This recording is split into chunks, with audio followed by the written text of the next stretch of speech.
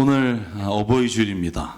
여러분, 교회는 아무리 가정이 무너지고 또 핵가정화 된다고 해도 가정에 관한 하나님의 말씀은 우리 인류에게 주신 하나님의 축복의 말씀이라고 저는 믿습니다. 여러분 믿으십니까? 이 정도밖에 안 믿으시면 여러분, 몇 년 전에 대학생 862명에게 물어봤어요. 부모에게 잘하지 못하는 말은 무엇입니까? 1등이 뭐냐 하면 사랑한다는 말이에요. 무려 42.5%가 이 말이 잘 안 나온다는 거예요. 대학생씩이나 돼가지고 여러분 한번 이 어려운 말을 한번 해볼까요? 만약에 옆에 지금 부모님 계시다면, 만약에 안 계시다면 지금 부모님을 좀 떠올리시면서, 아니면 부모님이 다 지금 소천하셨다면 한번 우리의 마음속에서 이 말을 꼭 해봤으면 좋겠어요. 아버님, 어머님 사랑합니다. 우리 한번 고백해 볼까요? 시작. 아버님, 어머님 사랑합니다. 네. 옆에 계시면 옆에 보고 하세요. 아버님, 어머님 사랑합니다. 이거 여러분, 만약 첫 번째가 사랑한다는 말이 정말 내가 하기 어렵다면, 반대로 가장 많이 하는 말은 뭘까라고 조사를 했더니 여러분 25.1%가 내가 알아서 할게요 예요. 가장 하지 못하는 말이 사랑합니다고, 가장 많이 하는 말 내가 알아서 할게요. 근데 제가 곰곰이 생각해 보니까 제가 어렸을 때 어머니에게 엄마 내가 알아서 할게, 내가 애야? 이런 얘기를 정말 많이 했다는 생각이 드는 거예요. 여러분, 그런데 대학생 자녀가 내뱉는 말, 그러니까 잘하는 말의 2위부터 5위까지 무려 70% 이상이 다 비슷한 말이에요. 똑같은 말이에요. 2위가 뭐냐 하면 16.8%가 몰라 여러분, 3위가 뭔지 아세요? 저 여기 좀 많이 놀랐어요. 짧아요. 15.9%. 좀 공감하시나요? 이게 15.9%예요. 여러분, 다 똑같은 말이에요. 약간 버전만 다르지. 여러분, 4위는 뭔지 아세요? 더 짧아요. 네. 14.1%예요. 건성으로 하는 네예요. 그냥 네가 아니라 네. 이제 더 이상 말하지 마라. 내가 알았다. 뭐 이런 의미로 하는 말입니다. 5위가 뭔지 아세요? 6.1%. 다 합치면 70%가 넘어요. 다 똑같아요. 5위는 엄마 지금 바빠. 뭐 얘기하려고 엄마 지금 바쁘거든. 근데 나가서 뭐 하나 보면 쓸데없는 거예요. 여러분, 왜 부모님을 향해서 자녀가 하는 가장 많은 말이 간섭하지 말라는 의미를 가진 말일까? 여러분, 저도 부모로서 섭섭해요. 왜 이러는 걸까요? 엄청 섭섭한데, 여러분, 또 하나의 설문이 있어요. 그게 뭐냐면, 대학생 자녀에게 가장 듣고 싶은 말이 뭔가에 대해서 대답한 걸 보면 왜 70% 이상이 간섭하지 말라고 말했는지가 이해가 가요. 부모님에게 가장 듣고 싶은 말은 말이 아니었어요. 18.3%가 부모님의 웃음소리예요. 여러분, 이게 설문조사란 말이에요. 엄마 아빠가 웃는 소리를 듣고 싶은 거예요. 그리고 2위가 뭐냐 하면 나는 항상 네 편이야. 이게 13.9%예요. 3위도 똑같아요. 나는 너를 믿는다예요. 쉽게 말하면 이런 거예요. 자녀들이 왜 부모의 말을 듣기가 싫을까? 부모가 내 편이고 내 마음을 믿어주고, 그리고 또 나에게 웃음소리를 들을 수 있도록 늘 웃음을 주는 관계가 아니라는 말이에요. 무려 60% 이상이 그걸 듣고 싶은 거예요. 세상에 나가서 어느 누구에게도 들을 수 없는 말, 나는 네가 뭐래도 난 네 편이야. 세상 사람이 너에게 뭐라고 말해도 나는 너의 말을 믿을 거야. 여러분, 이 말을 듣고 싶어서 어쩌면 우리가 가정이라는 게 있을지 몰라요. 세상은요, 제가 여러분에게 말한 것처럼 효율성으로 평가하고 다른 사람보다 잘난 점이 뭔가를 가지고 그 사람을 사용하지만 가정은 그런 곳이 아니라는 걸 믿게 해주는 곳, 이것이 저는 가정을 주신 이유라고 믿어요. 네가 어떠하든, 네가 세상에서 실패를 했든, 심지어 네가 대학에 못 가든 어떠한 일이 있어도 나는 네 편이야. 난 널 믿어. 여러분, 이 말을 듣고 싶어서 어쩌면 자녀들이 부모에게 그렇게 보이지 않는 마음으로 울고 있는지 몰라요. 사랑 여러분, 이 가정의 달에 저는 부모님이 자녀에게 더 웃어주길 바라요. 아멘. 더 믿어주시기 바라요. 그리고 자녀는 부모님 말에 경청해 주시길 바라요. 저는 오늘 이 말씀을 드리면서 성경은 그러면 부모와 자식 간에 어떻게 하라고 말씀하시는가? 우리가 너무나 잘 아는 말씀, 오늘 에베소서 말씀을 읽었습니다. 여러분 6장 1, 2절에 뭐라고 돼 있냐면 이렇게 돼 있어요. 자녀된 여러분, 주 안에서 여러분의 부모에게 순종하십시오. 이것이 옳은 일입니다. 내 부모를 공경하라고 하신 계명은 약속이 딸려 있는 첫째 계명입니다. 여러분 정말 재밌는 게 뭐냐 하면 성경에 10계명이라는 걸 주셨잖아요. 여러분 창세기부터 신명기까지 보면 하지 말라 하라, 이게 618개 조항이에요. 그런데 이 모든 걸 요약한 게 10계명이란 말이에요. 그래서 10계명은 저는 기독교인뿐만 아니라 모든 인류가 따라야 될 가장 가치 있는 언어라고 생각해요. 그래서 1계명부터 4계명이 뭐예요? 하나님에 관한 계명이에요. 나 외 다른 신을 섬기지 말라, 우상을 만들지 마라, 그 다음에 내 이름으로 망령되이 내 이름을 일컫지 마라, 마지막 안식일을 기억하라. 그게 뭐예요? 하나님과의 관계에서 어떻게 살아가야 될지에 대한 이야기가 나오고 5계명부터 10계명까지가 인간관계에 관한 법이 나와요. 여러분 그 5계명부터 10계명의 제일 첫 번째 5계명이 뭐냐 하면 뭐죠? 대충 통밥이라도 여러분 뭐죠? 내 부모를 공경하라요. 그러니까 하나님을 사랑하고 하나님과의 관계와 사람과의 관계의 가운데 교착점이 되는 곳이 부모님 사랑이라는 거예요. 왜 이럴까요? 왜 이걸 부모님 사랑하는 걸 하나님을 사랑하고 공경하고 하나님을 믿는 것과 인간과의 관계에 중첩되는 교차점에 두었을까요? 왜냐하면 하나님은 우리 인간을 대하실 때 부모가 자녀를 대하듯이 내가 너희를 대한다고 성경이 말하고 있기 때문이에요. 그러니까 우리가 하나님을 진짜 이해하려면 부모와 자녀와의 관계를 이해하면 하나님을 이해할 수 있다는 거예요. 여러분 시편 2편을 볼까요? 이렇게 주님이 말합니다. 나 이제 주님께서 내리신 칙령을 선포한다. 주님께서 나에게 이르시되 너는 내 아들, 내가 오늘 너를 낳았도다. 할렐루야. 그러니까 하나님 누구십니까? 이렇게 물어보면 내가 너를 창조한 자야, 내가 너를 낳았단 말이야 라고 하나님이 대답하신다는 거예요. 어떤 분이 저에게 그런 질문을 자주 해요. 하나님이 도대체 인간을 왜 만들었을까요? 첫째, 재미로. 성경은 분명하게 말해요. 사랑하기 때문이라는 거예요. 그걸 어떻게 알 수 있니? 부모와 엄마와 아빠가 사랑하면 자녀가 나오는 것처럼 너가 나의 아들이고 딸인 이유는 내가 너를 사랑하기 때문이다. 여러분 갈라디아서에 그래서 이렇게 말합니다. 3장 26절 여러분은 모두 그 믿음으로 말미암아 그리스도 예수 안에서 하나님의 자녀들입니다. 아멘. 네.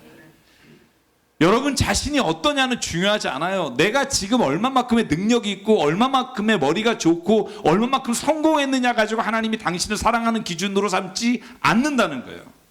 하나님이 사랑하는 이유는 마치 부모가 자식이 부족해도 더 사랑하듯이 내가 너를 낳았기 때문에 널 사랑한다는 거예요. 여러분 이 말씀이 저와 여러분이 살아가는 동안에 하나님이 우리에게 주시는 최고의 말씀이 되길 주의 이름으로 축복합니다.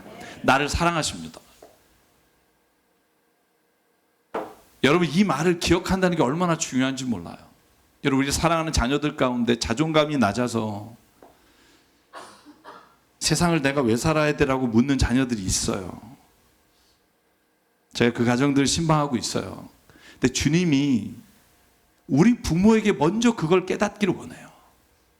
내가 자존감이 없는데 내가 정말 나를 창조하신 하나님이 너무 감사하고 내가 살아 숨쉬는 게 너무 주님의 기쁨이고 은혜라는 걸 내가 깨닫지 못하는데 자녀가 그걸 보면서 아 하나님이 날 사랑하시는구나 라고 느낄 수 있겠냐고요. 못 느껴요. 당연한 거예요. 여러분 예배 자리에 나오면 우리가 먼저 하나님이 나를 너무 사랑하신다, 내가 인생에서 어떤 실패를 경험하든 내가 어떤 어려움을 당하든 하나님은 나의 편이 되어주신다. 여러분, 이 믿음이 있는 사람의 자녀와 그렇지 않은 사람의 자녀는 인생의 길이 달라진다고 저는 믿습니다. 부모의 자식의 관계가 이해관계나 계산하는 관계가 아니듯 하나님이 우리를 향해서 하시는 모든 관계는 어떤 계산도 아니라 사랑으로 이어져 있어요. 여러분, 이 믿음이 있을 때 우리는 예배 자리에 감격하여 예배 드릴 수가 있어요. 여러분, 그래서 하나님은요, 요한일서 4장 19절에 우리에게 말해요. 우리가 사랑하는 것은 하나님이 우리를 먼저 사랑하셨기 때문입니다. 여러분, 이게 사도들의 고백이에요. 아, 하나님이 나를 먼저 사랑하셨기에 내가 주님을 사랑합니다. 이 고백이 나로부터 흘러나가야 내 자녀도 그 사랑을 깨달을 수 있다는 거죠.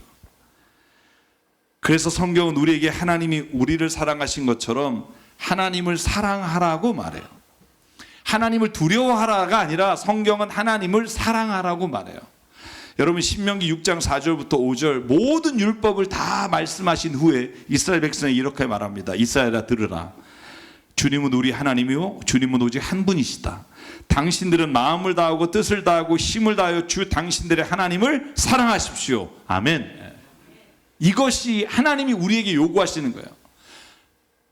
너의 모든 걸 드려라. 너의 모든 것을 다 바쳐라. 여러분, 이거보다 하나님은 우리가 하나님을 사랑하기를 원하십니다. 그와 똑같이 오늘 에베소서에 사도 바울은 우리에게 말합니다. 자녀된 여러분, 부모에게 순종하십시오. 부모를 공경하십시오. 이것은 마치 하나님을 사랑하는 것처럼 우리 자녀가 마땅히 해야 할, 그러므로 인해 하나님께서 우리에게 주실 모든 은혜를 체험할 수 있는 길이 부모를 사랑하는 겁니다. 존경하는 겁니다. 라고 말씀해 주십니다. 여러분은 이 말씀에 어떻게 응답하고 계십니까? 부모님을 공경하십니까? 여보세요. 여러분, 8년 전에 어느 금융회사에서 텔레비전 광고한 거 기억나실 거예요. 제가 오늘 영상을 준비했다가 다 아실 것 같아서 안 했어요. 그 영상에 40개월 미만 된 자녀를 둔 아빠, 그러니까 자녀가 4살 정도 되기 전에 아빠들을 모아다가 설문조사해요. 지금 그 아버지들의 장면인데, 여러분, 이게 우는 장면은 애들 때문에 우는 건 아니에요. 여러분, 이런 질문의 내용을 거기에 넣었어요. 아이가 좋아하는 음식은? 여러분, 그러니까요, 이 아빠들이 얼굴이 환하게 웃으면서 써요. 뭐 떡볶이 뭐 이런 거 썼겠죠. 그 다음 질문, 아이가 자는 모습을 지켜본 적이 있는가? 얼굴이 확. 세 번째, 차나 핸드폰, 책상, 지갑에 당신 아이의 사진이 몇 장이나 있는가? 그러니까 다 막 세봐요. 꺼내서 핸드폰도 열어보고. 네 번, 최근에 아이를 안아본 적이 있는가? 안아본 적이 있는가?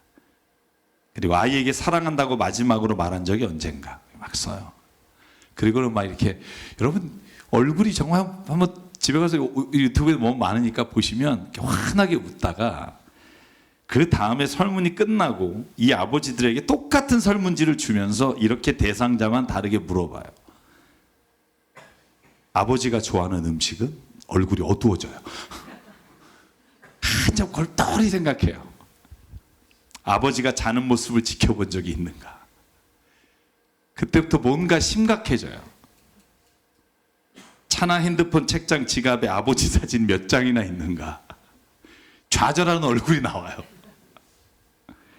최근 아버지를 안아본 적이 있는가? 그때부터 눈물이 글썽거리기 시작하고, 아버지에게 사랑한다고 마지막 말한 적이 언젠가? 쓰지를 못해요. 여러분, 근데 그때 딱 그 타임에 모니터에서 아버지가 나와요. 그리고 아버지가 이렇게 말해요. 아, 나는 전기철의 아버지 누구입니다. 아, 내 아들은요 이랬고요. 아, 내 아들은 이랬고요. 아버지가 자기에다 하는 말을 듣고 이제 엉엉 우는 장면이에요. 이 장면이 아버지의 모니터를 보고 아버지를 기억하면서 눈물을 흘리는 장면이에요. 여러분, 저는요 오늘 이 시간 여쭤보고 싶어요. 부모님에 대해서 내가 얼마나 알고 있는지, 그리고 얼마나 관심을 가지고 있는지. 왜 그런 말이 있잖아요. 나는 어머니가 핸드폰 사용하는 방법 좀 알려달라고 몇 번 낼 때마다 짜증을 냈으나 어머니는 내가 어린 시절 내가 물어보는 질문에 몇천 번 똑같은 대답을 하셨습니다. 우리 나쁜 자식들. 요즘 저도 가끔 그래요. 어머니 이거 알려드렸었잖아요. 그러면서 핸드폰을 알려드릴 때가 있어요. 제가 장례식 예배를 인도하면서 늘 하는 말이 있어요. 부모님이 돌아가신 후에 비싼 관을 마련하려고 하지 마십시오. 좋은 납골당을 막 비싼 납골당을 차려드리려고 하지 마십시오. 오늘 차라리 한 끼의 따뜻한 식사를 함께 하십시오. 그리고 사랑한다고 말하십시오. 그게 훨씬 더 부모님이 느끼게 되시는 사랑의 감도 혹은 온도라고 저는 생각해요. 살아계신 부모님 앞에서 싸우는 자녀들이 부모님 돌아가시고 서로 잘하겠다고 하는 모습을 보면 마음이 아파요. 저도 사실 지난 한두 달 동안 저희 어머님이 위기를 넘기셨어요. 말도 못하시고 막 이런. 근데 제가 간증하면 제가 어버이날 어머님 앞에 문자 드리고 그저께 아침 금요일 아침 9시에 전화가 왔어요. 어머니가. 사실 마음속으로 별의별 생각과 준비를 많이 했는데 말씀을 너무 잘하시는 거예요. 기철아 잘 지냈니? 내가 말이야 너무 건강해졌어. 어제부터 말이 나와 이러시는데 수다를 하시더라고요. 여러분 어머니 수다가 이렇게 기뻤던 적이 없었던 것 같아요. 뇌치료를 말을 못 하시다가 정말 수다 좀 떠셨다 돌아가셨으면 좋겠다는 생각이 드는 거예요. 그리고 첫 마디가 뭐였냐면 너네들이 기도해줘서 엄마가 좋아졌어. 너네 기도가 너무 고마워. 이 말씀 하시는데 제가 정말 내가 진짜 얼마 남아 있는 날인지 모르지만 참 잘해야겠다. 여러분 사도 요한이 우리에게 뭐라고 말하냐면요. 누가 하나님을 사랑한다고 하면서 자기 형제 자매를 미워하면 그는 거짓말하는 사람입니다. 보이는 자기 형제 자매를 사랑하지 않는 사람이 보이지 않는 하나님을 사랑할 수가 없다는 거예요. 만약에 하나님 사랑합니다 그러면서 부모님이나 형제 자매를 사랑하지 않는 사람은 하나님을 사랑한다는 말이 거짓말이라는 거예요. 여러분 설마 아니요. 성경이 분명히 말해요. 하나님을 사랑하는 자는 분명히 부모와 자녀와 형제를 사랑할 수밖에 없다. 여러분 이 믿음이 있기를 바랍니다. 아멘. 네. 저는 그리스도인이 하나님을 사랑하고 하나님께 예배하고 하나님께 헌신한다고 말하면서 부모님과 가족에게 그렇게 하지 않는다면 저는 그거야말로 회개해야 될 일이라고 생각해요. 사랑하는 여러분, 우리가 왜 부모를 공경해야 될까요? 에베소서에서 이렇게 말해요. 6장 3절 네가 잘되고 땅에서 오래 살 것이다. 여러분 부모님을 이렇게 효도하면 공경하면 장수할까요? 잘 될까요? 저는 이 말씀을 이렇게 기억해요. 출애굽기 20장 12절에도 똑같은 말씀이 나와요. 네가 부모를 공경하면 너희는 주 너희 하나님이 너희에게 준 땅에서 오랫도록 살 것이다. 여러분 이 말의 의미는요. 저는 이렇게 받아요. 부모님을 공경하고 그 모습으로 살아가는 걸 보여주면 자녀들은 그 모습을 보면서 그 가정이 왜곡되거나 아니면 엮이는 가족이 될 수가 없다고 저는 믿어요.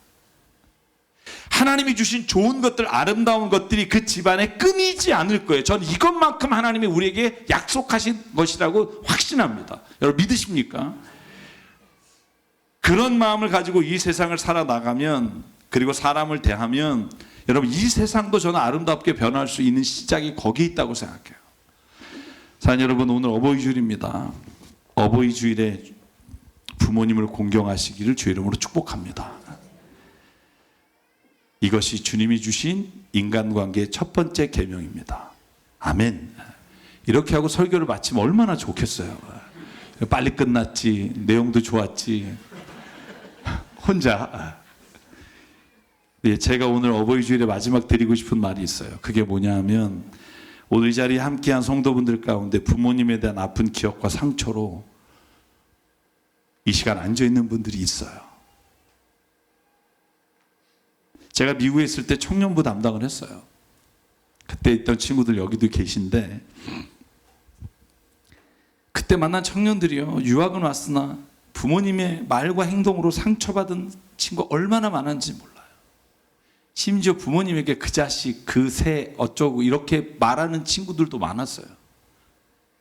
정신적, 육체적으로 학대받고 정말 마음의 상처뿐이라 죽여버리고 싶다고 하는 친구도 꽤 많았어요. 그 청년 가운데 오늘 이 본문을 읽으면서 청년 하나가 그러는 거예요. 부모님을 공경하라, 이 말씀이 너무 좋은 것 같대요. 그래서 너 사람이 바뀌었다. 어떻게 이 말씀이 좋다고 느껴져? 하나님이 내 마음 아시는 것 같아요. 부모를 공격하라, 이렇게. 자기는 이걸 공격하라로 읽는데요. 근데 더 마음 아픈 건 그 부모님들이 교회를 다닌다는 거예요. 심지어는 직분자고 열심히신 분들이 많았어요. 교회를 다니면서 자녀에게 막말과 상처 주는 일을 하는 경우에 얼마나 자녀가 더 큰 피해의식을 느끼는지를 깨달아야 된다는 거예요. 여러분, 그래서 오늘 에베소서 6장에 다 말씀하신 후에 4절에 뭐라고 말해요? 아버지 된 여러분, 여러분의 자녀를 노엽게 하지 마십시오. 이 말을 왜 넣었을까요? 많은 사람들이 부모를 공경하라고 하면서 자녀를 노엽게 하고 자기 마음대로 하는 것이 잘하는 것이라고 생각하는 사람들에게 오늘 사도 바울이 말하는 거예요. 아닙니다. 자녀를 노엽게 해서는 안 됩니다. 주님의 훈련과 훈계로 가르쳐야지 당신의 생각과 기분대로 화내고 가르치는 건 하나님의 기뻐하신 뜻이 아닙니다. 자녀를 위해서라면 여러분의 분노와 욕망과 정욕을 절제하십시오. 그 자녀에게 필요한 부모가 꼭 되어 주십시오. 여러분, 이 마음이 우리에게 있어야만 자녀들이 부모를 공경하고 싶은 마음이 들 수 있다는 거예요. 여러분, 우리가 그런 부모 되길 주의 이름으로 축복합니다. 어제 남성교우 기도회 아침에 모여서 그 아침에 피곤한데 와서 우리가 함께 기도한 내용이 그거예요. 내 기분대로가 아니라 하나님, 자녀를 내 마음이 아니라 하나님의 마음으로 내가 기도하겠습니다. 한 달 동안 그렇게 하고 다시 모이겠습니다. 하나님, 내가 어떻게 그 기도를 이뤄내는지 주님 지켜봐 주십시오. 이렇게 우리가 다짐하고 헤어졌어요. 어제 기도에 오신 분들, 여러분 안에 드시는 분들 한번 체크해 주세요. 하는지 안 하는지, 그런 말을 하는지 안 하는지. 저는 오면 달라져야 되잖아요. 여러분, 예배 오는 사람이 달라야 되잖아요. 안 오시는 분과 똑같다면 우리가 예배 자리에 와서 주님을 만나는 의미가 뭐가 있겠어요? 오늘 저는 이 자리에서 부모님으로부터 상처받은 분들이 있다면, 그래서 부모를 공격하라는 말이 더 마음에 듣기 좋다면 그분들에게 하고 싶은 말이 있어요. 제발 당신이 좋은 부모가 되어주세요. 제발 당신이 그 가정에서 아픈 상처를 끝내버리고 다시는 그 자녀들에게 그 아픔을 물려주지 마십시오. 그런데 진짜 안타까운 건 그런 상처를 받은 부모가 된 사람들이 더 상처를 자녀에게 준다는 거예요. 대물림이 있다는 거예요. 이걸 끊어버리겠다는 믿음이 저와 여러분에게 있어야 돼요. 제가 부끄러운 고백이지만 저와 형도 똑같은 고백을 해요. 어차피 다 아시니까 저희 아버님 욱하는 성질이 있으세요. 아주 좋으신 분이에요. 정말 이런 분이 없어요. 화가 나면 상을 엎어요. 저희는요 벌벌 떨어요. 근데 저하고 형에게 그게 똑같이 있는 거예요. 이렇게 착한 애가 화가 나면 지랄을 해요. 제 그 모습을 기억해요. 그런데 딸을 키우면서 내 이런 모습으로 힘들어하는 딸을 보면서 어느 날 주님이 제게 정말 강력하게 하신 말씀이 있어요. 이걸 끊어야 되지 않겠니? 기철아, 이걸 끊어야 되지 않겠니? 제 딸에게도 그 모습이 있는 걸 보면서 생각해요. 이걸 누군가 끊어야 되지 않겠니? 끊어야 한다면 그게 네가 되기를 원한다. 지금도 저는 그 각오를 하고 기도해요. 하나님, 내게서 있는 그 모습들이 오늘 끊어지게 하시고, 끊어지는 것을 통해 하나님이 이 나쁜 영향력이 끊어지게 하십시오. 여러분이 부모님에게서 발견하신 그 악한 모습, 때로는 나에게 상처 주는 그 모습이 그 부모님의 부모님이 자녀에게 준 모습일 수 있다는 걸 생각하면 불쌍한 마음을 갖게 돼요. 여러분, 가족의 두 얼굴이란 책 제가 여러분에게 소개해드린 적이 있어요. 이 책을 읽어보면 가정이란 인간이 사랑이란 단어와 보살핌이란 단어와 행복이란 단어를 처음 배우는 가장 좋은 자리이지만, 동시에 가족이란 상처와 거절과 비난과 절망이란 단어를 처음 경험하게 하는 가족이 그와 같은 의미가 있다는 거예요. 두 얼굴이 있다는 거예요. 왜냐하면 인간이 결혼할 때 인격적으로 성품이 온전해서 결혼하는 게 아니거든요. 여전히 본인의 성질을 다루지 못하면서 결혼해서 자녀를 키우다 보니 그 아픔과 상처를 그대로 물려주는 거예요. 거기에다가 부모가 개인적으로 어떤 정신적 질병이 있는 분도 있다는 걸 아십시오. 그러니 나에게 상처를 주는 부모님도 결국은 희생자이며 우리가 그걸 누군가가 끊지 않으면 그 고리가 세상에 퍼져나간다는 거예요. 전에 운전하면서도 이제 창문을 내리고 욕하지 않기로 결정한 지가 8년 됐어요. 왜냐하면 제가 욕할 때 그 사람이 또 기분 나빠서 누군가에 욕하면 이 욕이 세상을 바꾼다고 생각해요. 이 나쁜 기운과 악이 세상에 퍼지는 게 나로부터 되는 것을 막기를 원합니다. 사랑하는 여러분, 저와 여러분에게 그걸 끊는 은혜가 있기를 원합니다. 그런데 문제는요, 내가 잘해봐야지, 내가 노력해야지 라고 해서 안 된다는 거예요. 내 힘으로 안 된다는 걸 처절하게 경험하고 나서야 주님께 이렇게 기도해요. 성령님 나를 이끌어 주십시오. 성령님 나를 다스려 주십시오. 성령님 내 안에 오셔서 나를 십자가에 죽게 하시고 주님이 나를 다스려 주십시오. 내가 주님께 드리겠습니다. 여러분, 이 고백이 없이는 우리가 이 세상에서 나를 바꿀 수 있는 사람은 아무도 없다는 거예요. 살아계신 예수님, 그 성령님이 오늘 나를 통해 오늘도 이 모든 일을 이루어 가시기를 소망합니다라고 기도의 자리에 나오지 않는 한, 주 앞에 무릎 꿇지 않는 한 이 일은 불가능해요. 우리가 교회를 아무리 열심히 다니고 교회를 아무리 많이 하고 사람들에게 참 교회에서 일 많이 한다고 칭찬을 받아도 만약에 우리 안에 이 변화가 없으면 우리는요, 신앙에 아무런 의미가 없어요. 여러분, 이건 제가 하는 말이 아니에요. 고린도서 13장 1절부터 3절에 사도 바울이 우리에게 하는 말이에요. 당신이 방언을 합니까? 천사의 말을 합니까? 사랑이 없으면 요란한 꽹과리일 뿐입니다. 당신이 예언합니까? 비밀을 압니까? 믿음이 있습니까? 산을 옮길 만한 사랑이 없으면 아무것도 아닙니다. 여러분이 모든 소유를 내놓고 다른 사람에게, 가난한 사람을 돕습니까? 그런데 사랑이 없습니까? 아무런 이로움이 없습니다. 사랑하는 여러분, 이 말이 우리의 신앙의 고백이 되길 주의 이름으로 축복합니다. 이 말이 내 삶이 되기를 원합니다. 이 말씀이 없다면 내 신앙생활은 다 거짓말입니다.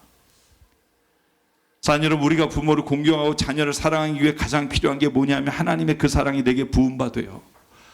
그 사랑이 나로부터 흘러가기를 원합니다. 여러분, 이 은혜와 고백이 없이는 우리는 도저히 그 사랑을 해낼 만한 자격이 없습니다. 그래서 여러분, 이 시간 오늘 우리가 하나님 앞에 그 마음으로 결단하며 우리의 가정을 위해 기도하기를 주의 이름으로 축복합니다. 하나님, 내가 오늘 그 일의 시작이 되기 원합니다. 할렐루야. 그 일을 해야 된다면 내가 되게, 저도 40 중반에 깨닫는 말씀이에요. 늦지 않습니다. 절대 늦지 않습니다. 하나님은 하십니다. 저는 그래서 오늘 이 찬양을 부르려고 해요. 저희 아버님이 가정 예배 드릴 때마다 불러서 정말 싫어했던 찬양, 사철의 봄바람 불어있고. 근데 제가 가사를 곰곰이 보니까 너무 좋은 거예요. 내가 그때 그냥 까칠해서 예배드리기가 싫어서 그랬지, 아버지가 왜 이걸 그렇게 불렀나 한번 보실래요? 사철이에요. 사철. 봄, 여름, 가을, 겨울.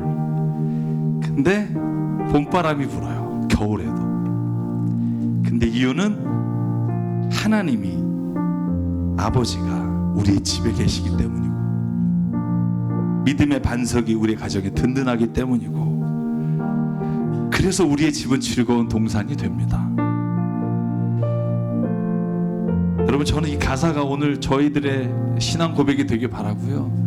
청년들이 이 찬양 한 번도 불러보지 않은 사람이 많더라고요. 우리 이 찬양, 우리 할아버지 때부터 부른 이 찬양이 오늘 우리가 가정을 위해 부르는 고백이 되기를 바랍니다.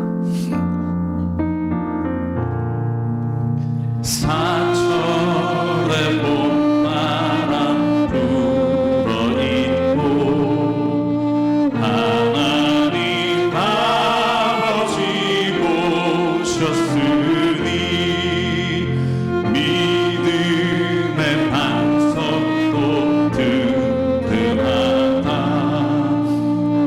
우리 집 즐거운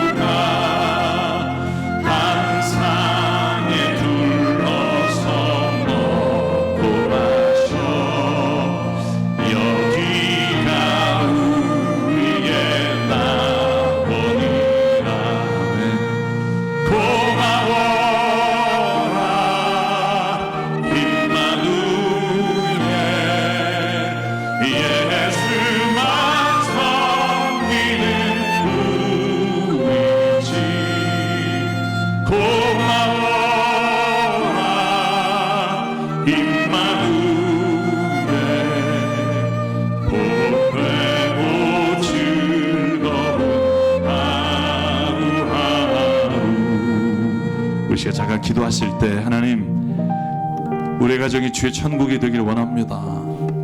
채소를 먹으면서도 서로 사랑하는 것이 고기를 먹으면서 다투는 것보다 좋으니라. 잠언의 말씀을 기억합니다. 주님, 우리가 부모님을 공경하는 마음을 주시고 하나님 내가 그 좋은 부모가 되기를 소망합니다. 오늘도 주님이 우리를 주의 말씀으로 사랑으로 이끌어 달라고, 그리고 그 말씀에 순종하게 해달라고 이 시간 우리 한 목소리로 주님 앞에 함께 기도하겠습니다. 사모하는 하나님 감사합니다. 아버지 하나님이 가정의 날에 우리를 불러주시고 하나님 아버지 정말로 대한 모든 죄와 허물과 연약함이 하나님 아버지와 가족에게 드러나 아버지 정말 하나님 가정이 하나님 상처와 아픔을 되지 않게 도와주시고 아버지 정말로 내게 있는 허물과 죄 예수의 이름으로 하나님 오늘도 정결하게 도와주시고 아버지 다시 주님과 함께 아버지와 가정이 세워지는 아버지 주님의 역사가 일어나는 주의 사랑이 하나님 일어나는 귀한 가정의 역사에 주시옵소서. 못된 나를 변화시켜 주시고 나를 이끌어 주시고 나를 통해 하나님 말씀을 주셔서 아버지 정말 하나님 이제 내가 사는 게 아니라 내 안에 예수께서 나와 함께 내 안에 예수께서 다시 하나님 나의 삶을 시작하게 도와주시고 용기를 내어 하나님 사랑하게 도와주시고 용기를 내어 하나님의 말씀을 나누겠습니다. 아버지 정말 그 이름 뜻이 하나님 우리 안에 충만하게 도와주시고 역사를 주시옵소서. 아버지 하나님 모든 주님이 오늘도 이끌어 주시고 인도해 주실 줄 믿사오니 아버지 주의 성실과 길을 걸어갈 수 있는 도와주시옵소서. 성령 하나님, 내가 부모님을 사랑하는 것도, 내가 좋은 부모가 되는 것도, 내가 좋은 자녀가 되는 것도 하나님의 은혜와 사랑이 아니면 불가능한 것을 이 시간 고백합니다. 겉으로가 아니라 내 속사람이 변하여 진정으로 긍휼한 마음과 사랑을 주시사 우리의 가정이 하나님의 천국이 날마다 주님의 기쁨이 웃음이 있는 하나님의 귀한 나라가 되게 하여 주시옵소서. 또한 주님 기도합니다. 마음에 상처가 있어 하나님 부모님의 이름을 대기만 하면 아픈 것이 떠오르는 한 분 한 분을 주님 기억해 주시고 주님이 아버지가 되어 주시옵소서.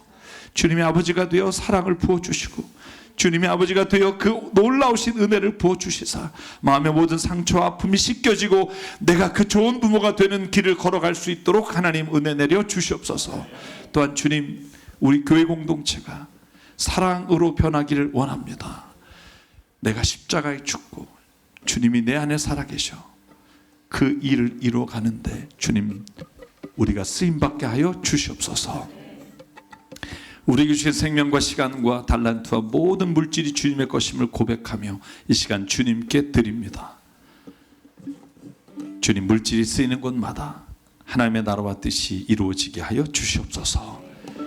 이제는 우리 주 예수 그리스도의 은혜와 하나님 아버지의 무한하신 사랑과 성령님의 감동, 감화, 충만, 교통, 위로하심이 오늘 부모로 공경하라는 말씀을 순종하기로 다짐하며 또한 좋은 부모가 되기를 주 앞에서 고백하며 우리의 삶의 자리로 돌아가는 여긴 한 분 한 분 머리 위에 그 가정과 일터 위에 주님이 세우신 교회 위에 지금부터 영원토록 함께 하시기를 간절히 축원하옵나이다. 아멘.